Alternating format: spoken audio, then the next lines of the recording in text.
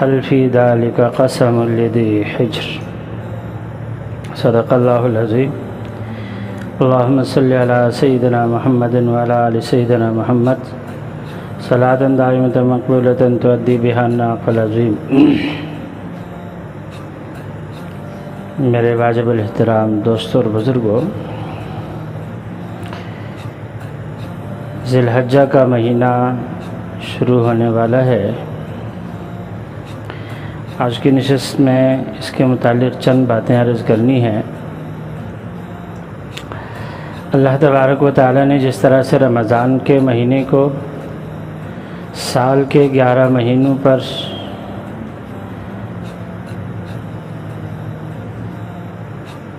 جمعے کے دن کو باقی ہفتے کے 7 دنوں پر عرفات کے دن کو سال کے باقی دنوں پر فضیلت دی ہے، اسی طرح ذی الحجہ کے ان 10 دنوں کو بھی اللہ تبارک و تعالی نے باقی دنوں پر فضیلت دی ہے۔ اس کی ایک وجہ قرآن کریم میں اللہ تبارک و تعالی نے ان 10 راتوں کی قسم کھائی ہے، والفجر ولیال عشر، مجھے قسم ہے فجر کی اور 10 راتوں کی۔ اور اللہ تبارک و تعالی نے قرآن کریم آپ غور سے دیکھیں، پڑھیں، جس چیز کی اہمیت بتلانا ہو اللہ تبارک و تعالی اس چیز کی قسم کھاتے ہیں۔ سورہ عصر میں دیکھ لیجئے، شروع میں اللہ فرماتے ہیں والعصر، مجھے قسم ہے عصر کی۔ لا اقسم بہذا البلد، مجھے قسم ہے اس شہر مکہ کی۔ تو اللہ تبارک و تعالی نے قسم کھائی ہے ان دنوں کی فضیلت ظاہر کرنے کے لیے۔ تو سب سے پہلی بات تو یہ ہے کہ اللہ کی قسم کھانا ہی کافی ہے۔ دوسرے نمبر پر نبی کریم صلی اللہ علیہ وسلم کی حدیث ہے، حضرت ابن عباس رضی اللہ تعالیٰ عنہ راوی ہے، فرماتے ہیں کہ نبی کریم صلی اللہ علیہ وسلم نے فرمایا کہ نیک عمل سے بڑھ کر ان 10 دنوں میں اللہ کو کوئی چیز پسند نہیں۔ صحابی نے عرض کیا یا رسول اللہ ولا الجہاد یا رسول اللہ، اللہ کے نبی کیا جہاد بھی پسند نہیں؟ فرمایا ہاں، جہاد سے بھی ان دنوں میں نیک عمل زیادہ پسند ہے اللہ کو۔ البتہ کوئی آدمی اپنی جان اور اپنا مال سب لے کے جائے، نہ اس کی جان واپس لوٹے نہ اس کا مال واپس لوٹے۔ تو میرے دوستو، یہ جس طرح سے مختلف پیکیجز ہوتے ہیں اور مختلف پروگرام ہوتے ہیں، چند دنوں کے لیے آفریں ہوتی ہیں، اللہ تبارک و تعالی ہماری زندگی میں ہمیں اپنے آپ کو سنوارنے کے لیے مختلف مواقع پہ اللہ نے سال کے آفریں رکھی ہیں۔ اب اس آفر سے جو انسان فائدہ اٹھائے گا وہ فائدہ مند ہوگا۔ ایک برف بیچنے والا برف بیچ رہا تھا اور کہہ رہا تھا کہ بھائیو، گرمی کے دن ہیں، مجھے بھی نقصان سے بچا لو اور اپنا بھی فائدہ کر لو۔ کسی نے پوچھا کہ بھائی برف پئیں گے تو ہمارا تو فائدہ سمجھ میں آ رہا ہے کہ ٹھنڈا ٹھنڈا پانی پینے کو ملے گا، پر تیرا کیا فائدہ ہے؟ کہنے لگے اگر تم لوگوں نے برف خریدا نہیں تو میرا سارے کا سارا سرمایہ پانی بند کر کے ختم ہو جائے گا، تو میرا اس میں یہ فائدہ۔ اللہ تبارک و تعالی نے ہماری زندگی میں یہ 10 دن بھیجے ہیں، اب چاہیں ہم اس کو قیمتی بنا کر کے گزار دیں، چاہیں بغیر قیمت کے ایسے اس کو ضائع کر دیں، پر ان دنوں نے آ کے گزرنا ہے۔ جس طرح سے ہماری زندگی کے 50 60 سال 70 سال گزر گئے، تو اسی طرح سے اس نے بھی گزرنا ہے۔ بات یہ ہے کہ اگر ہم کچھ محنت کریں گے، کچھ اس میں کریں گے اللہ کو راضی کرنے کے لیے، تو اس میں یہ دن قیمتی بن جائیں گے۔ اور اگر موقع گزر گیا، دن گزر گیا، جس طرح سے آفر ہوتی ہے فلاں تاریخ سے لے کر کے فلاں تاریخ تک جو بھی آدمی آئے گا اس کو 50 ڈسکاؤنٹ ملے گا۔ اللہ تبارک و تعالی یہاں پر ہمیں آفر دیتے ہیں کہ تم لوگ اس میں جو بھی عمل کرو گے تو اس کا 50 کیا 500 گنا سے بھی زیادہ اس کو پروفٹ ملے گا۔ ایک حدیث میں ہے حضور صلی اللہ علیہ وسلم فرماتے ہیں کہ 9 ذی الحجہ کا جو روزہ ہوتا ہے یوم عرفے کا روزہ، فرمایا ایک گزشتہ سال ایک آئندہ سال کے گناہوں کے لیے کفارہ بنتا ہے۔ اسی طرح سے ان راتوں کے متعلق آتا ہے، ان راتوں میں جاگنے کا ثواب اس طرح ہے جیسے لیلۃ القدر میں جاگنا، اور دن میں روزہ رکھنا اس طرح ہے جیسے کہ سال بھر بندے نے روزہ رکھا۔ تو میرے دوستو، یہ ہماری زندگی میں آنے والے یہ دن ہیں، ان دنوں کو ہم ضائع نہ کریں، کوشش کر لیں اس میں کچھ نہ کچھ کو۔ مثلا اگر ہم ذکر کرنے کے لیے پہلے آدھا گھنٹہ رکھتے تھے تو اب 1 گھنٹہ کر لیں، تلاوت کرنے کے لیے پہلے ہم 1 پاؤ تلاوت کرتے تھے یا 1 پارہ کرتے تھے، اب اس کو ڈبل کرنے کی کوشش کر لیں۔ تو اول تو ہماری کوشش یہ ہونی چاہیے کہ ہم نیک اعمال کر لیں، اور آخری درجہ نیک اعمال کا یہ ہے کہ ہم فجر اور عشاء کی نماز کو جماعت کے ساتھ پڑھ لیں۔ نبی کریم صلی اللہ علیہ وسلم کا ارشاد ہے، فرمایا جو انسان فجر و عشاء کی نماز کو جماعت کے ساتھ پڑھے گا اسے پوری رات قیام کا ثواب مل جائے گا۔ اور اگر کچھ نہیں کر سکتے کم از کم اس طرح کر لیں کہ ان دنوں میں اپنے آپ کو گناہوں سے بچا لیں، گناہوں سے بچا لیں۔ آج کل جو ہمارے پاس موبائل آیا ہوا ہے، لوگ کہتے ہیں کہ یہ ویل فون ہے، حالانکہ یہ ویل نہیں، یہ ہیل فون ہے۔ ہیل کہتے ہیں جہنم کو، تو یہ جہنم میں لے جانے والا۔ پہلے بندے کے پاس ٹائم ہوتا تھا کہ یار پارا پڑھنا کوئی مسئلہ نہیں ہے، بندہ کہتا ہے کہ کچھ یہ چیز دیکھ لوں یہ چیز دیکھ لوں، اسی میں سارے کا سارا ٹائم برباد کر دیتا ہے۔ پہلے زمانے میں گھروں میں عورتیں جو بھی کام کرتی تھی بسم اللہ پڑھ کے کرتی تھی، اب عورتیں ٹک ٹاک بنا رہی ہوتی ہیں اور کام کر رہی ہوتی ہیں۔ اس کا نتیجہ بھی ہمارے سامنے آیا۔ پہلے ایک بندہ کما کر کے لا لیتا تھا، پورے گھر والے کھاتے تھے پھر بھی برکت ہوتی تھی۔ اب 10 بندے کما رہے ہوتے ہیں کھانے والے کام میں، پھر بھی سب رو رہے ہیں، پریشان ہیں کہ یار برکت ہی ختم ہو گئی ہے۔ پہلے 15 بندے ایک ہی گھر میں رہتے تھے، کوئی چکھ نہیں، کوئی پریشانی نہیں، کوئی ناراضگی نہیں، دلوں کے اندر کسی میں کوئی کدورت نہیں ہے، سب ہنسی خوشی زندگی گزار رہے ہیں۔ اور اب کیا ہے، 2 ماں بیوی گھر میں ہوتے ہیں، وہ بھی آپس میں صبح و شام چکھ کر رہے ہوتے ہیں۔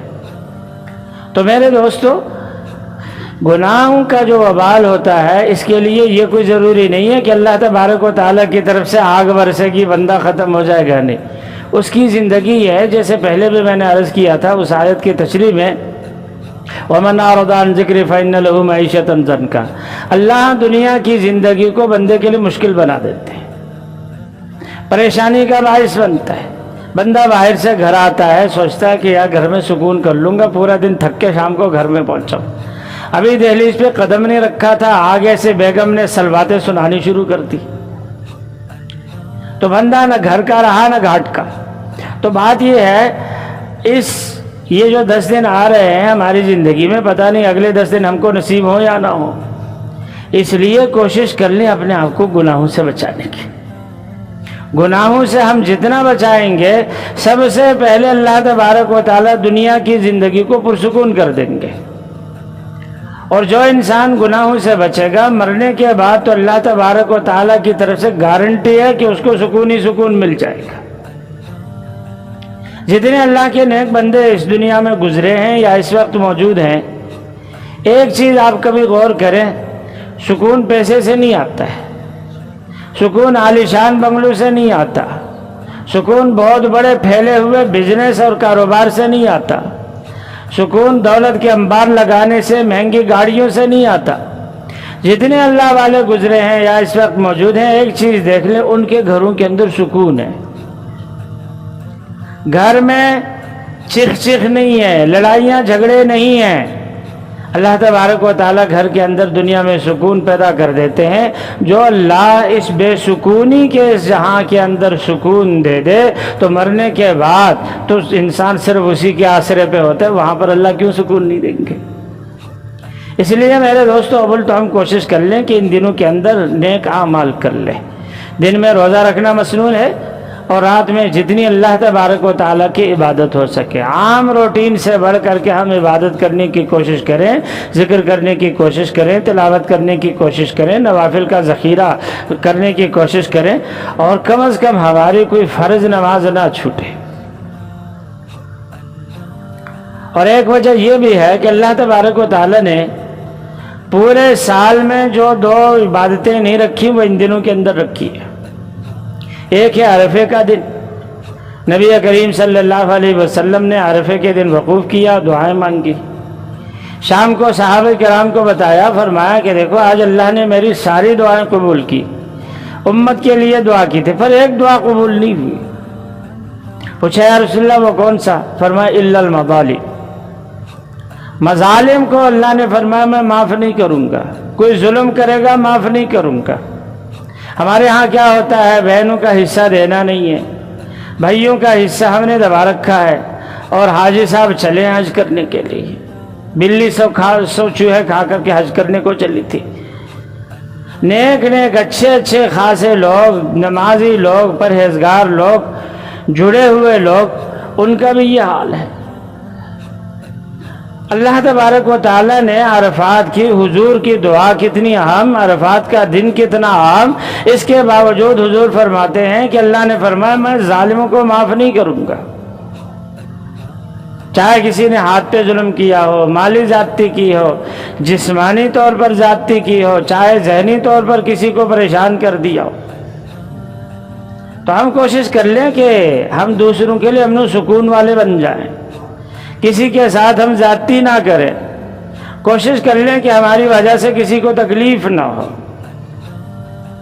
ایک چھوٹی سی بات ہے، اللہ تبارک و تعالیٰ نے کسی کو بائک دی ہے، کسی کو گاڑی دی ہے، کسی کو کیا دیا ہے، روڈ پہ جب ہم چلتے ہیں نا تو کچھ لوگوں کی عادت ہوتی ہے، رش میں گاڑیاں پھنسی ہوئی ہیں، بھئی ہارن کے اوپر ہاتھ لگا کر کے بیٹھ گئے، ٹیں ٹیں ٹیں لگی ہوئی ہے، آگے جتنے سننے والے ہوتے لوگ پریشان ہوتے، بھائی اڑ کے جائیں کیا، آگے تو رش لگا ہوا، رستہ ہی نہیں ہے، ہمیں کوئی روڈ پہ کھڑے ہونے کا شوق ہے؟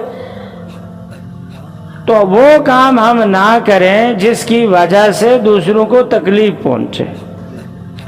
کسی کافروں کے ملک کے متعلق ایک بات ہے، جتنی اسلام کی اچھی باتیں تھیں بہت ساری باتوں کو کافروں نے اپنے ملک کے اندر اپنا لیا ہے، تو وہاں پر سکون ہے۔ کافر بھی یہ جو چیزیں ہیں اسلام کی اگر اپنا لے گا تو اس کے خیر و برکات ان کو ملیں گے، آخرت کا معاملہ اپنی جگہ پہ۔ تو ایک جگہ پہ گاڑیوں کی لائن لگی ہوئی تھی اور بہت سلو چل رہی تھی، ایک پاکستانی تھا، اس نے دوسرے اس کافر سے کہا کہ اب ہارن بجائے اگلا بندہ گاڑی تیز کر دے۔ کہنے لگے دیکھو ایک لائن لگی ہوئی، پوری لائن وہ چل رہی ہے، ہارن بجانے سے وہ تیز اس لائن سے نکل نہیں سکتا۔ کہا کہ ممکن ہے آگے کوئی بندہ ایسا ہے جس کے دل کا کوئی مسئلہ ہے یا کوئی پریشانی ہے جس کی وجہ سے وہ گاڑی آہستہ سلو چلا رہا ہے، تو پیچھے جتنے ہیں سب کو سلو چلانی پڑے گی، اور اگر میں تیز ہارن بجا لوں، اگلے بندے کو ہارٹ کا پرابلم ہو، بیچارے کو کوئی تکلیف ہو جائے، تو اس کا ذمہ دار کون ہے؟ تو روڈ پہ بھی ہم چلے، ہمارے پاکستان کراچی کی سڑکوں کے اندر کھڈے ہی کھڈے، بس بندہ اندر غائب نہیں ہوتا، باقی کھڈوں میں نے کوئی کسر نہیں چھوڑی ہے۔ تو جہاں کھڈا ہے، پانی پڑا ہوا ہے، تو ہم تھوڑا سا گاڑی کو سلو کر لیں تاکہ آس پاس اگر کوئی گاڑی والا ہے اس پہ چھینٹا نہ پڑے، کوئی بندہ پیدل چل رہا ہے اس کو چھینٹا نہ پڑے۔ یہ چیزیں ہوتی ہیں اخلاقیات، یہ چیزیں ہوتی ہیں یہ معاشرت سے تعلق رکھنے والی۔ حضرت تھانوی رحمہ اللہ کا ایک مرید ایک اسٹیشن پہ تھا، نہ جان نہ پہچان ایک آدمی آیا، کہا کہ آپ حضرت تھانوی کے متعلقین میں سے؟ فرمایا ہاں۔ آپ کو کیسے پتا؟ کہنے لگے کہ وہ جو طریقے بتا رہے ہیں آپ کی زندگی ان کے طریقوں کے مطابق چل رہی ہے۔ بھئی ہمارا وجود ایسا ہونا چاہیے کہ ہماری وجہ سے کسی کو تکلیف نہ ہو، دیکھنے والا فوراً دیکھنے کے بعد کہے کہ یار اس کا تعلق تو کسی اصلاحی تنظیم سے، اصلاحی مجلس سے ہے، یہ نبی کریم صلی اللہ علیہ وسلم کی سنتوں پہ چلنے والا ہے۔ تو میرے دوستو، یہ ہماری زندگی چاہے ہم بدماشی کے ساتھ گزار لیں، لوگوں کو تکلیف دے کے گزار لیں، چاہے شرافت کے ساتھ شریعت کے مطابق گزار لیں، زندگی نے گزرنی ہے، زندگی نے رہنا نہیں ہے۔ پر یہ ہے کہ دونوں کا رزلٹ اور دونوں کا جو ری ایکشن آئے گا ہماری زندگی میں اور مرنے کے بعد، وہ دونوں کا بالکل ڈیفرنٹ اور جدا جدا ہے۔ اگر ہم دوسروں کو تکلیف دے کر کے اپنی زندگی گزار لیں گے، زندگی تو جی لیں گے پر ہمیں بھی سکون نہیں ملے گا، نہ زندگی میں سکون ملے گا، نہ آخرت میں سکون ملے گا۔ اور اگر ہم نے دوسروں کو سکون دے کر کے اپنی زندگی گزار لی ہے، اللہ تبارک و تعالیٰ اس زندگی کے اندر بھی ہمیں سکون دیں گے، اور مرنے کے بعد کا سکون تو پکا ہی۔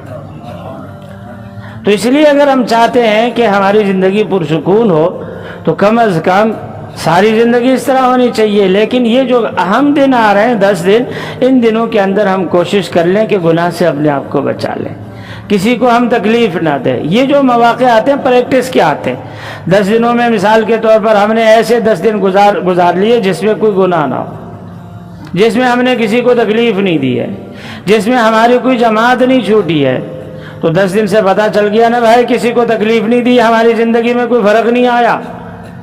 ہم نے نمازوں کو جماعت کے ساتھ پڑھ لیا، ہماری زندگی میں کوئی فرق نہیں آیا۔ ہم نے کوئی گناہ نہیں کیا، ہماری زندگی میں کوئی فرق نہیں آیا۔ اسی چیز کو دیکھ کر کے ہم پورے کا پورا سال اس طرح گزار لیں گے، اللہ تبارک و تعالی اس دنیا کو بھی ہمارے لیے جنت بنائیں گے، آخرت کو بھی۔ بے شمار ایسے واقعات ہیں جو انسان دوسروں کے سکون کو چھینتا ہے تو اس کو اپنا سکون ختم ہو جاتا ہے۔ بظاہر آپ کو کتنی ہی گاڑیاں نظر آئیں، کتنی پراپرٹیاں نظر آئیں، کتنا ہی بینک بیلنس نظر آ جائے، لیکن ان کے زندگی میں سکون نہیں ہوتا، ان کی زندگی بے آرامی کی گزر رہی ہوتی ہے۔ نیند لانے کے لیے دوا کھانی پڑتی ہے، ڈپریشن کی دوا کھانی پڑتی ہے، پھر کہیں جا کر کے ان کو نیند آتی ہے اور ان کی پریشانی کم ہو جاتی ہے۔ تو اس لیے ایک تو میرے دوستوں ذی الحجہ کے ان 10 دنوں کا ہم خصوصی طور پر احترام کر لیں۔ دوسرے نمبر پر جو حدیث میں بتا رہا تھا، نبی کریم صلی اللہ علیہ وسلم فرماتے ہیں کہ اللہ نے فرمایا مظالم کو معاف نہیں کروں گا، تو ہم کسی کے ساتھ ظلم نہ کریں۔ اور اسی عرفات کے متعلق حضور کا ارشاد فرمایا کہ 3 مواقع پہ اللہ تبارک و تعالی ہنستے ہیں، بہت زیادہ خوش ہو جاتے ہیں۔ ایک یہ ہے کہ حاجی جب عرفات میں اکٹھے ہوتے ہیں اور اللہ کے سامنے گڑ گڑا رہے ہوتے ہیں، اللہ تبارک و تعالیٰ کو خوشی ہوتی ہے، اور اللہ تبارک و تعالیٰ خوشی کے مارے ہنستے ہیں، حدیث کے اندر ہنسنے کا ذکر ہے۔ دوسرے نمبر پر جب مسجد کی پہلی صف کے لیے بندہ بھاگ کر کے جلدی جلدی چلے، ایک تو ایسا نہیں، کچھ لوگوں کو بڑی جلدی ہوتی ہے، تازہ تازہ وضو کر لیا، مسجد کا فرش بھی نیچے چٹائیاں نہیں ہے، دریا نہیں ہے، بھاگ رہے اور بھاگتے بھاگتے دھڑام سے گر گئے۔ اس طرح بھی نہیں، احتیاط کے ساتھ ذرا تیز قدموں سے بندہ اس کوشش میں لگے کہ مجھے اگلی صف کا ثواب مل جائے۔ جب پہلی صف کے لیے انسان تیز تیز قدموں سے چلتا ہے، اللہ تبارک و تعالی خوشی کے مارے ہنستے۔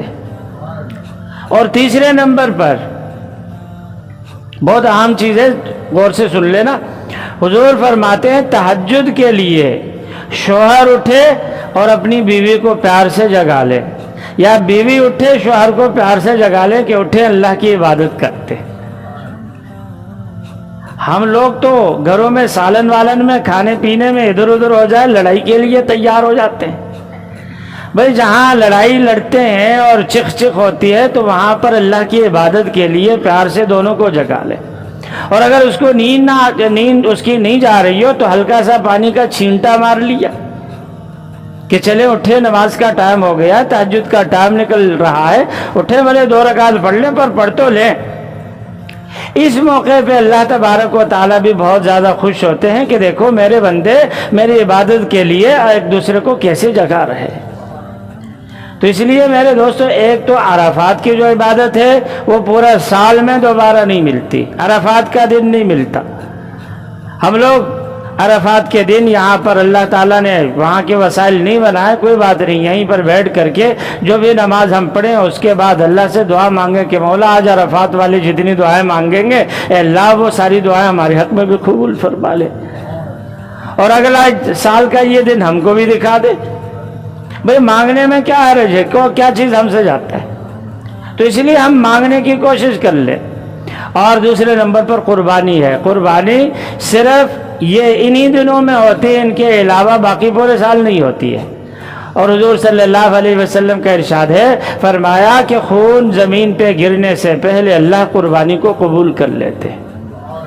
اب قربانی میں 2 طرح کے لوگ ہمارے معاشرے میں ہوتے ہیں، ایک وہ لوگ ہیں جو وسائل کی کمی کا شکار ہیں، دوسرے وہ لوگ ہیں جو بے بہا وسائل رکھتے ہیں۔